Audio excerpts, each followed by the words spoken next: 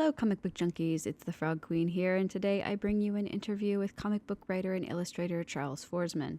Charles is the creator of graphic novels and comics such as Slasher, Celebrated Summer, Revenger, I'm Not Okay with This, and the Fantagraphics graphic novel recently turned Netflix series It's the End of the Fucking World.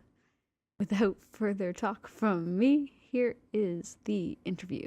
There we go. All right. So, how are you doing?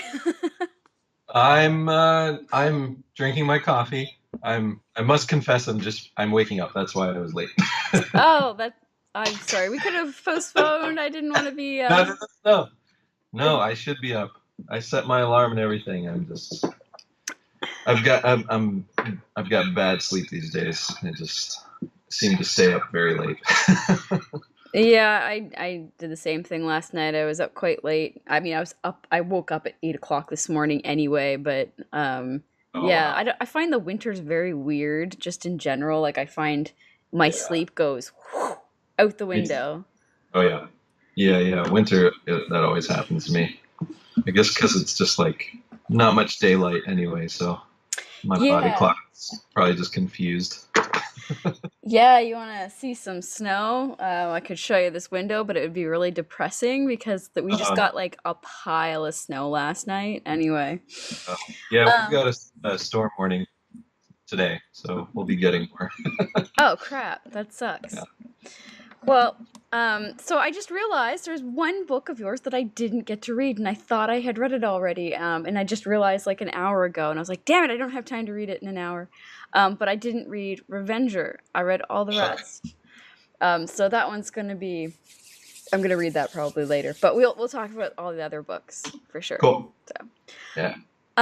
so I guess we'll start with the big news, of course. The End of the Fucking World is now a series on Netflix. Yes. How Big long was news. that in the making, and like when did you land that deal? I suppose. um, well, you make it. No, I didn't land. I didn't. Yeah, no, I wasn't like looking for it. So it's sort of like winning the lottery is what it is. It's very lucky.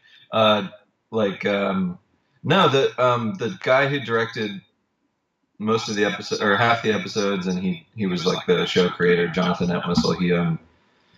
He picked up the mini comics in 2012, I think, in a shop in London, and just emailed me about doing something with it. Like I think he originally wanted to make a movie, um, and I watched his stuff, and I was like, oh, this guy is talented. He knows what he's doing, um, and with lots of years in between, somehow it got turned into a TV show. That's awesome though. That's totally random, you know? Like I mean, Yeah. I was reading like about like your story, like your own personal story, just what was on the internet, which is just in your biography. Um, Yeah. but I thought it was really interesting how like you quit school and you just kind of went on your own and did your own thing all of a sudden, and you went to art school too. Yeah. And then you created this small indie label kind of thing. Can you tell me a bit about all that? Yeah. Yeah. So I dropped out of high school in 10th or 11th grade, I think. And again, that wasn't really by my choice necessarily. I stopped going there I a just lot, stopped. and they finally sent me a letter saying I was disenrolled. um, So bizarre to me, like how schools used to do that. They don't do that anymore, apparently. yeah. But yeah, it's like, oh well, you're not going, so guess what? You can't come. Like, Yeah.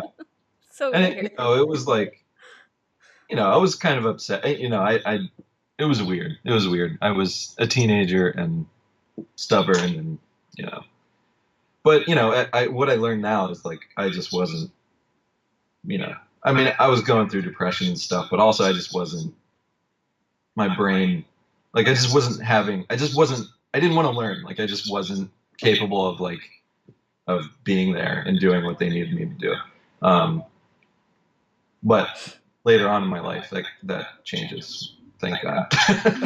um, So yeah, and I moved out of the house pretty soon after that, and just worked jobs, pizza places, movie theaters, um, and I did spend, I guess when I was like 22, 23, I ended up moving to Los Angeles where my brother lives, and he's a filmmaker out there, and I was crashing on his couch. I stayed there for about a year.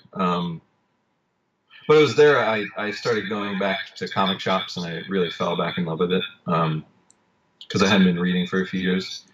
And that ultimately led me to. I did go to I moved back home, went to community college for like a year, um, and then I applied to this school, the Center for Cartoon Studies in Vermont, which it had basically just opened up, and Oh.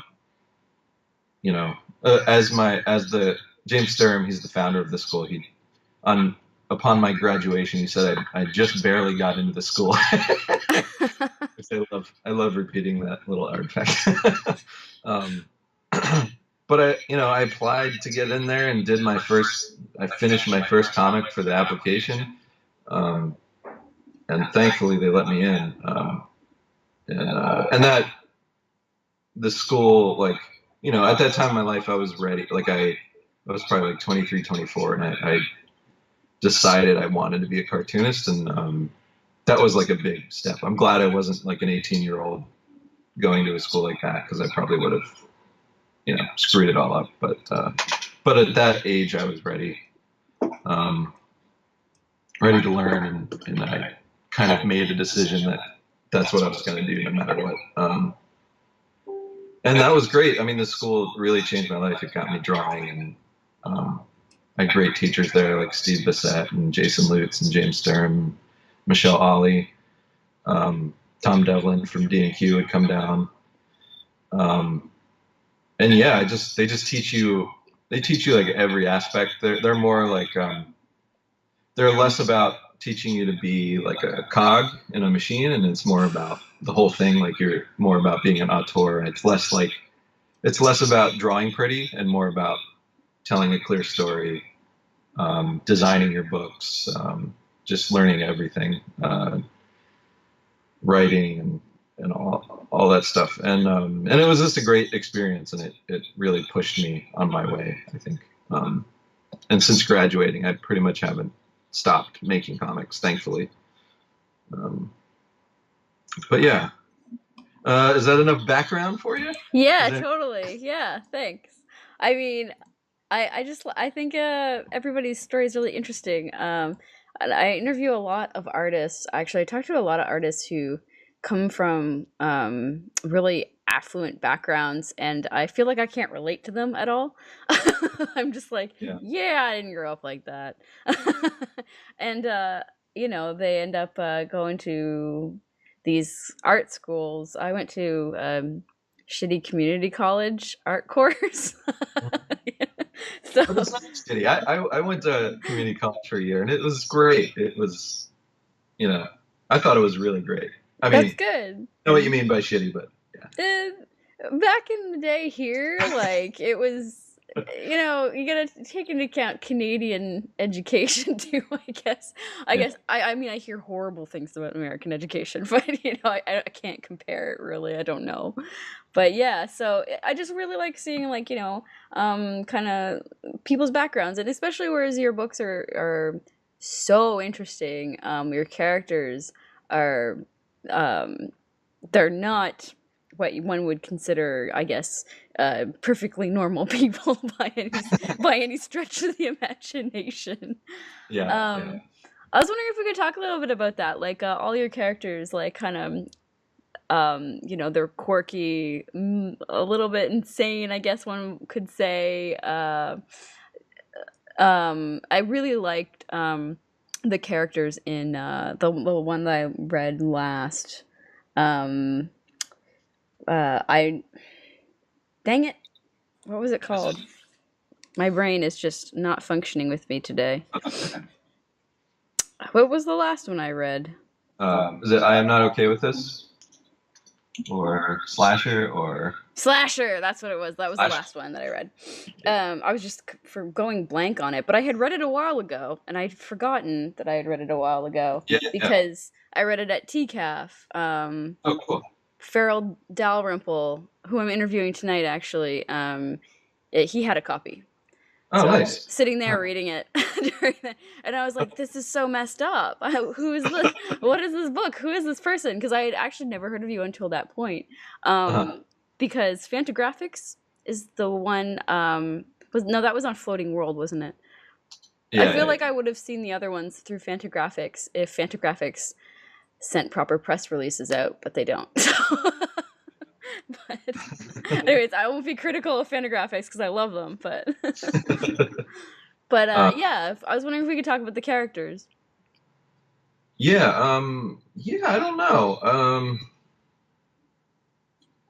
It's that's a tough one for me to answer. I don't know. I mean, I mean, you could say cartooning is all about distillation and exaggeration, and maybe that's what I'm doing with my characters.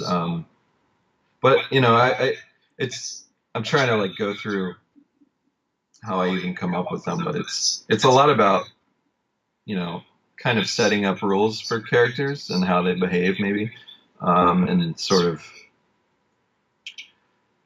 a lot of times I'll imagine being that character, especially when I'm writing their dialogue or their monologues. And that's just the only way I can really uh, do it. Kind of is just pretending to be that character, or just Are they how would the person. inspired by anybody?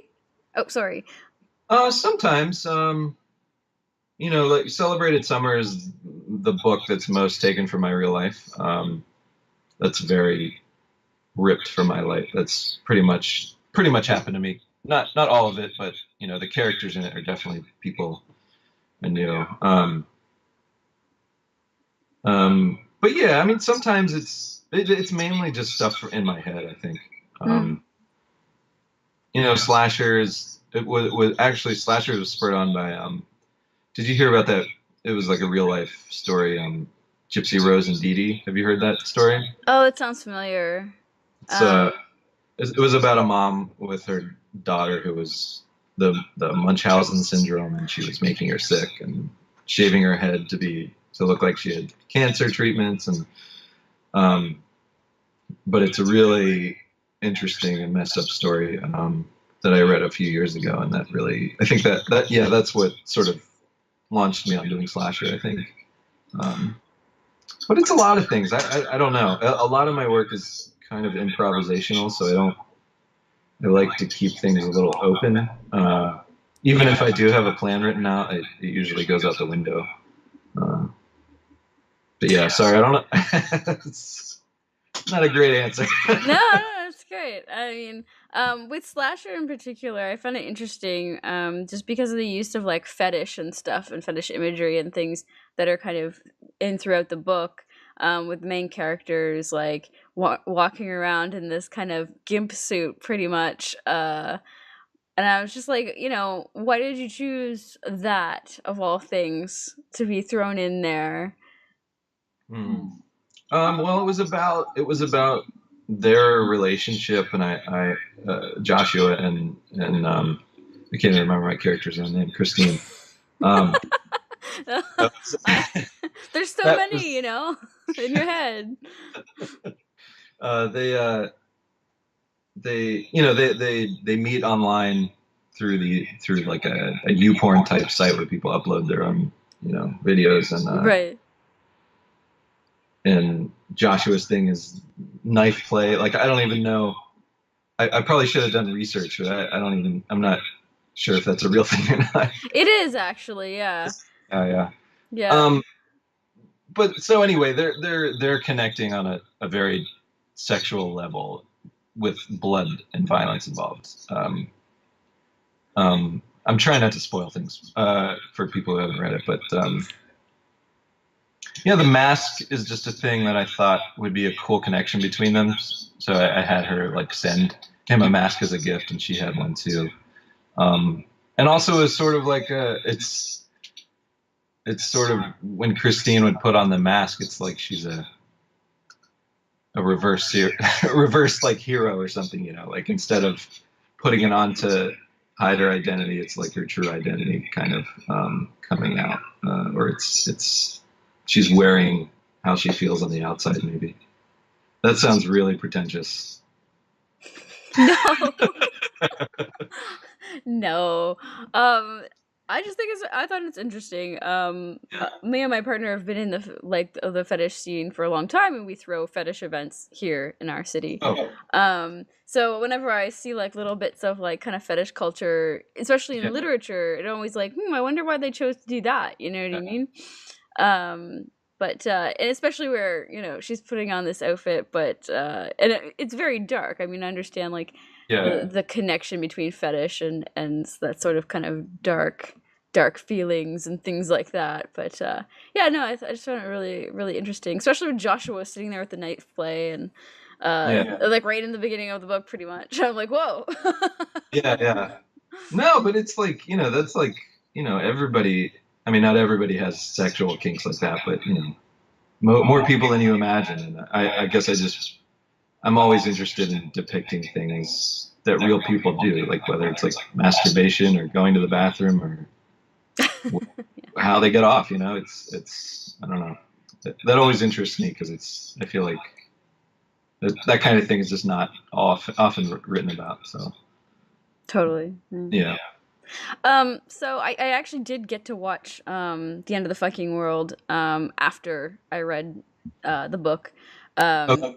I can't do it in reverse. Like I can't watch something first and then read it. Like it does not work that way for me. Yeah. But I noticed, I was. Were you surprised that they wanted to do a series rather than a movie? Um, I think, yeah, I think at first I thought it would make a better movie, but then when they, when I finally like saw cuts of the first episodes, I realized how wrong that thinking was, or not wrong, but how I was surprised at how well it worked, in my opinion. Because my book, I did it in 8-page chapters, and they're very quick and they read fast, but my goal with each 8 pages was to get across a certain feeling. Mm-hmm. Um, and I was really surprised at how well that kind of translated to 8 25-minute episodes. Because it's sort of that same feeling, like it's cut very fast and it's throwing a lot at you, but it's still somehow like bringing the emotion, and really getting you invested in those characters. So I was really happy actually that it got turned into a series because I thought it worked a lot better that way. Even though the whole thing's what 2.5 hours long, so it's like it's if you just watch the whole thing, it's like basically a movie, Yeah, it wasn't terribly long, but yeah, and I sat and I just binged it, so I don't know how long it took me. I can't Yeah. remember. I remember eating a lot while I was watching it. I remember the show and I remember the food. I don't know how much time passed. That's not good. Uh, but what was I gonna say? Yeah, I just thought it was an interesting choice. I mean, how do you feel about like actually seeing your own characters come to life on the screen, like and the cast choices and stuff? How does that feel? um, well, I feel extremely lucky, and they were probably I mean, when they flew me and my partner out, um, in May to watch a week of the filming, and when we got on set and started hearing lines that I had written come out of the actors' mouths, it like we both got like electric shocks in our body and looked at each other like, holy shit. Like, it's a really hard feeling to describe, but like I mean, I love movies and TV, but I'm not in it to make movies and TV. I want to make comic books. So, Right. um, it was never like, oh, I hope they make this into something someday. But it is like, it's an otherworldly feeling to see that happen. And all the actors they cast are just amazing. And I mean, it's lucky that I'm a not lucky, but I'm a huge fan of British TV, so I watch a lot of that Me stuff. So too. Yeah. people were always like, "Oh, they're gonna make it British, isn't that kind of weird?" And I'm like, "No, it's great, It means it awesome." might be good. Yeah, That's my feeling about British television. I'm like, oh man, this might actually be good. It's British. yeah, yeah. And but it's funny because it does feel. I think from what I've heard from some British reactions, that it doesn't feel that British because it feels more of like an American um, version of or a British version of an American story. So Hmm. uh, I think that's maybe why everyone over there why they wanted to make it because it did feel. I know that's what Jonathan liked is it didn't feel like the usual thing that they did. And I could tell. I mean, I don't know for sure, but I could tell all the cast and crew when I was there. They were like really, really into it. These people work on tons and tons of shows, but you could tell they thought this was something weird and cool, which was very gratifying to see. Yeah, I mean, I'm still. It's the show's been out like a week and a half, and I'm still freaking out. Like I can't. My phone is just constantly being blown up, and it's just I can't stop looking at all the reactions. And Oh, um, that's crazy. yeah, Do you find so is it do you find a lot of people are like, "Oh my god, this is a graphic novel." Like people who never read graphic novels are suddenly like, "Oh, this is a graphic novel. I got to go out and grab this." Do you know what I yeah, mean? yeah. Well, that's the really good news is that um, Fantagraphics told me after the show premiered, like over that weekend, they sold out of the book uh, everywhere. Oh, wow. Like every distributor was out, Amazon was out, Barnes and Noble was out, which was huge. So they're rushing to reprint, and it'll be back available in like 2 weeks, I think, two or Wow, three that's weeks. fast. Yeah, they're printing in America to To because do it's to speed it up. Yeah, yeah. yeah. um, so that's like that's huge. That means people are buying the book, and yeah, I mean tons of people online. And the most gratifying thing about the whole thing is that, and something I kind of forgot and didn't expect is that the reaction from teenagers. Like Mm. there's a lot of teenagers that are into the show, and they're just messaging me, and they're so into it, making meme like there's like 100 the end of the fucking world meme accounts on Instagram now. It's just insanity. Kids are so into it, and that makes me so happy.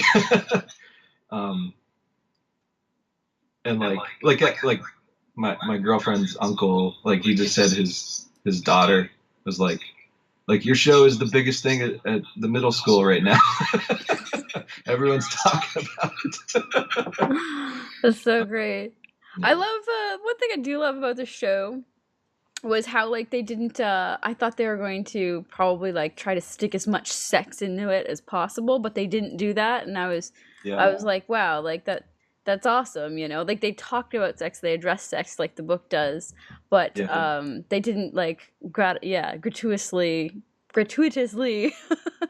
No, yeah, do it. I thought they did a good job. Because they're like 17 years old, and Mhm. sex is not glamorous at that age. It's awkward and weird, and there's usually bad feelings associated with it, or just uncomfortableness. And yeah, I thought they really, yeah. I mean, the writer of the show, Charlie Covell, she did an incredible job. She's so good.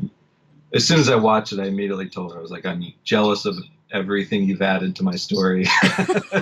I wish I'd thought of all this stuff. And um, yeah, she did such a great job.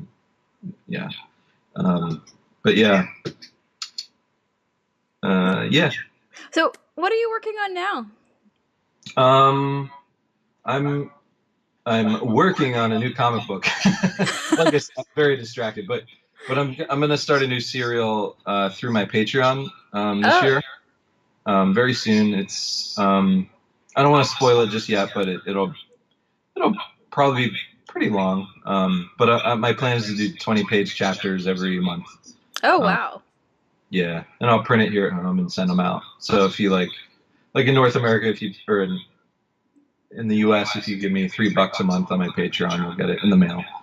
Um, Oh, this that's is sort awesome. of going back to my like the Oily Comics thing you mentioned. I used to run a little mini publisher called Oily Comics, and that the whole conceit with that was all the comics were $1, very small.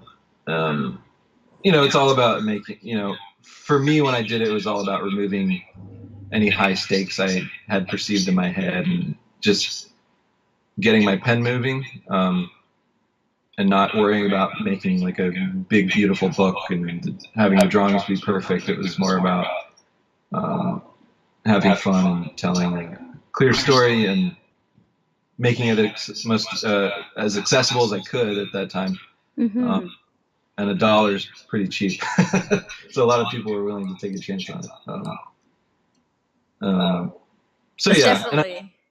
Oh, yeah. sorry. Go ahead. There's a slight delay, so I don't mean to Oh, interrupt you. no, go ahead, go ahead. um, I was just gonna say, yeah, I think that's what a lot of people struggle with. I know I personally have always struggled with the okay, stop trying to make this look perfect. Yeah, Just tell the yeah, damn story, and I struggle with it like every time I pick up my pencil, basically. yeah. It's a lesson that I'll have. You got to learn over and over again, and remind yourself. um, my friend Max de Rodriguez, he's a Belgian cartoonist, and he kind of taught me that. He's like my age, but we spent some time together. And he was a fellow at the Center for Cartoon Studies, and I call him my mentor sometimes because he really taught me a lot just hanging around him. Not in a real official sense, but just we kind of became fast friends, and he taught me that lesson of moving forward and not dwelling too much and kind of letting yourself have faith that the next page will be better than the last. Um, and that's been a huge lesson that really propelled me to keep going. I've been able to make as the comics I've made, to sort of let go of that and not worry if it's beautiful or not. um, yeah, because I think um, that's important. Yeah. oh, sorry, I'm interrupting you again. No. Horrible. So you've been compared, actually, your artwork has been compared a lot to the great creator of the Peanuts. Yeah, Um, Schultz. Yeah, yeah. yeah, and I don't know what do you think about that?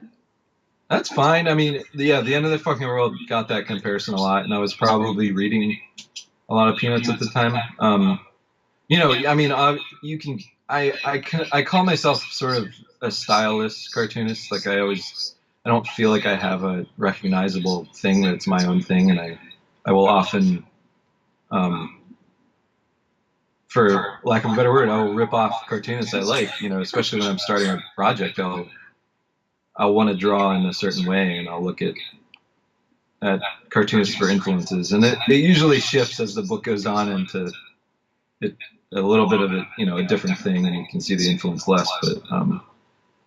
But that's just kind of how I work, and I kind of embrace it now. I like trying out different styles and switching it up, but yeah, like when I was doing Celebrated Summer and the End of the Fucking World, I was looking at a lot of old, early newspaper strip cartoonists.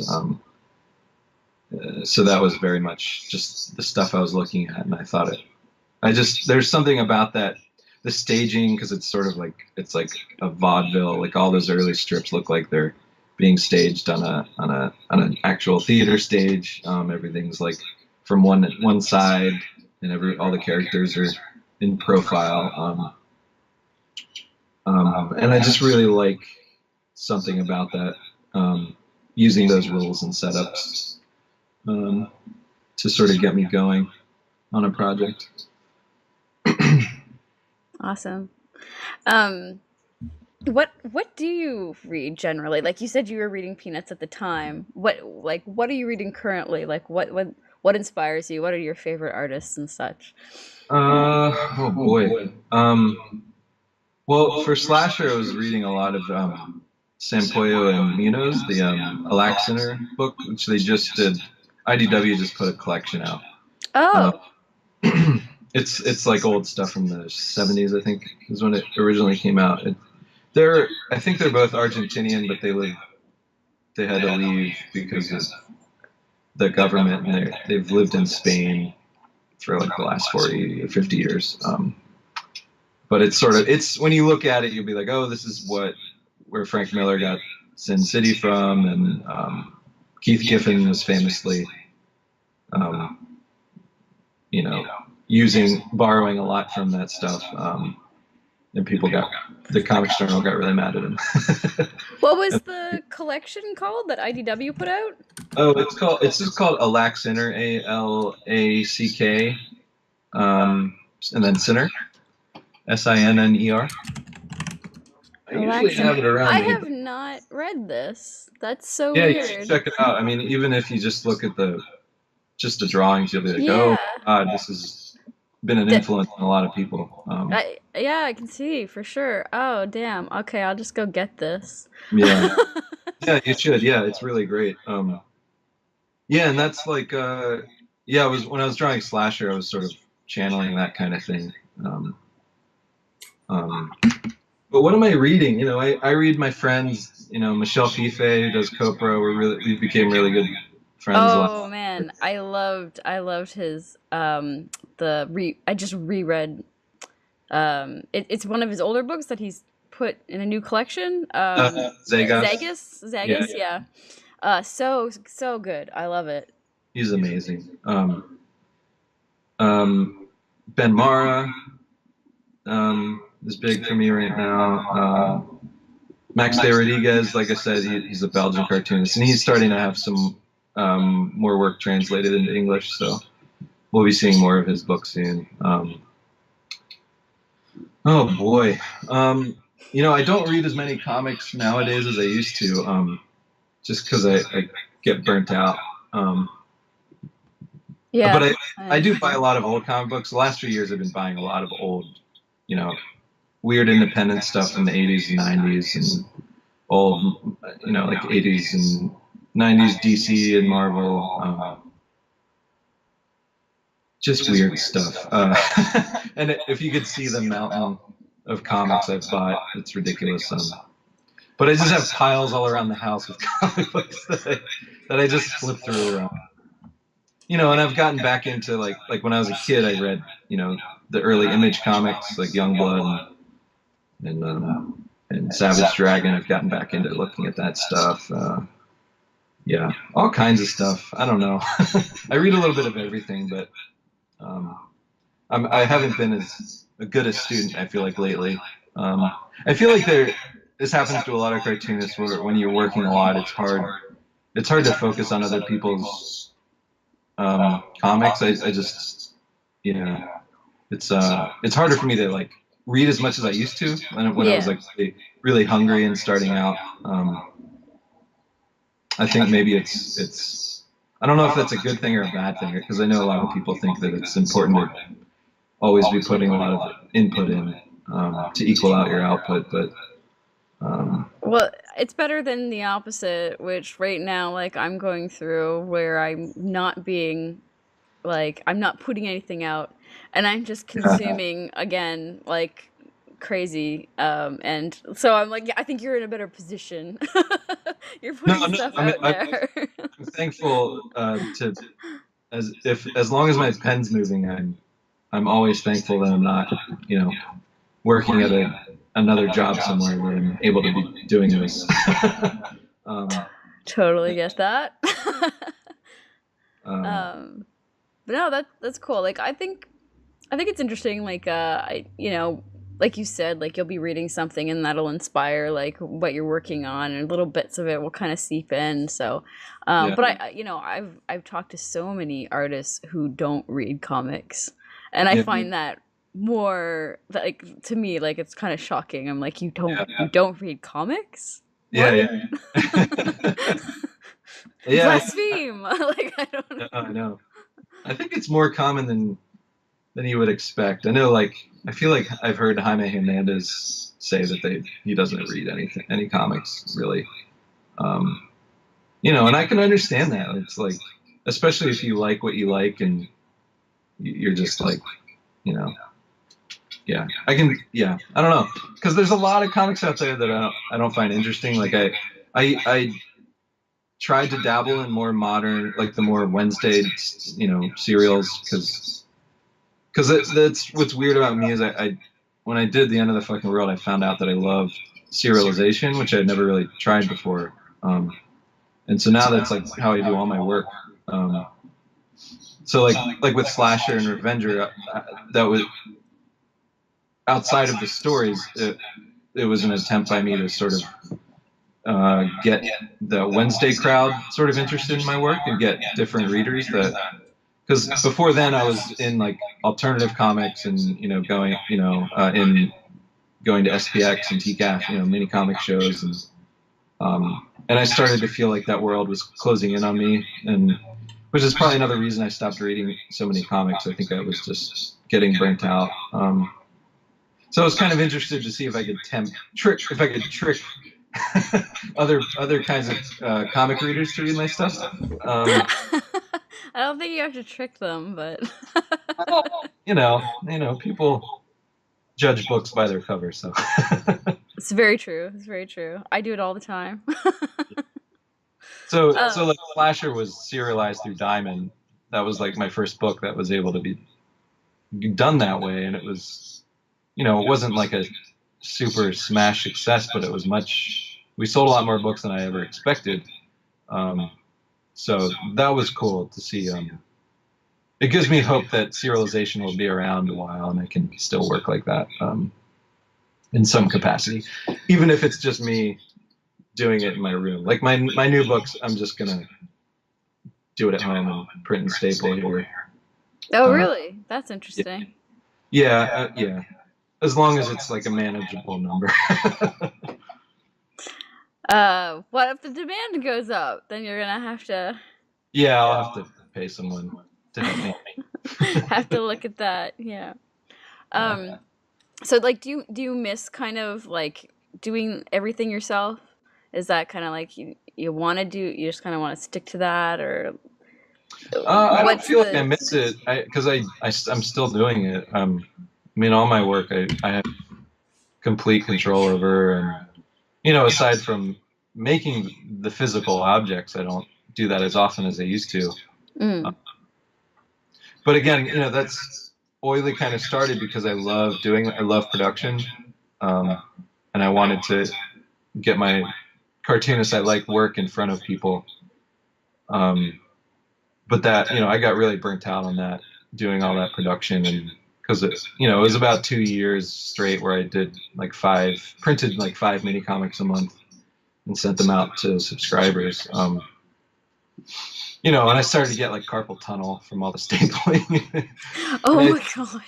And I wasn't spending enough time on my own comics that I wanted to, so I that's sort of why I ended Oily. Because I found myself being a publisher in this position that I didn't really plan on being and that I didn't want to be. So even though I love doing it, I really do. I decided I needed to do my own work instead. So, but yeah, I still get to do it. No one tells me what to do.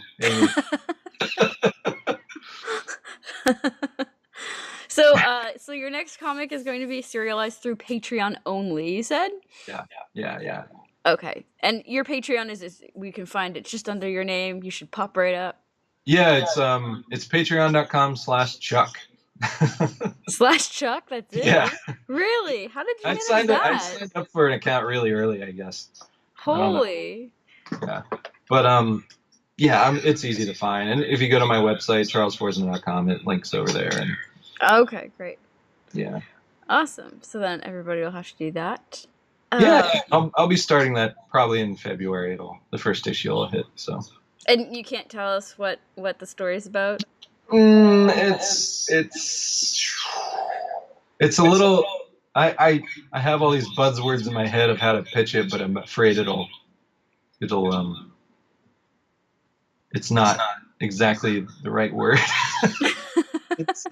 I don't know. I'm just watch my Twitter account or my Instagram because I'll be making announcements in a few weeks. And okay. I'll be better prepared in a few weeks to be able to talk about it. But Yeah, Right now, Instagram is my favorite for sure.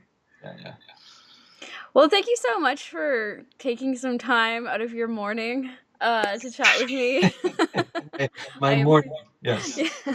Well, it's your morning, you know. It's my evening. It's almost my evening now, but yes, thank you so much. I really appreciate it. I know everybody's been a buzz about the Netflix show and everything, and a lot of people have been asking me, Cool, can we cool. have this guy on? Can we have this guy on? And I'm like, Nice. sure. Let's see if he's interested. Awesome. No, So I was happy to come on. Thanks for having me. It was fun. great. I'll include all your links and everything in the description below the video so everyone can follow you. And yeah. And, you know, have a good restful day, I guess. Well, I'll get some work done. Okay. All right. Thanks so much. All right, Amy. All Bye. right. Bye. Thanks.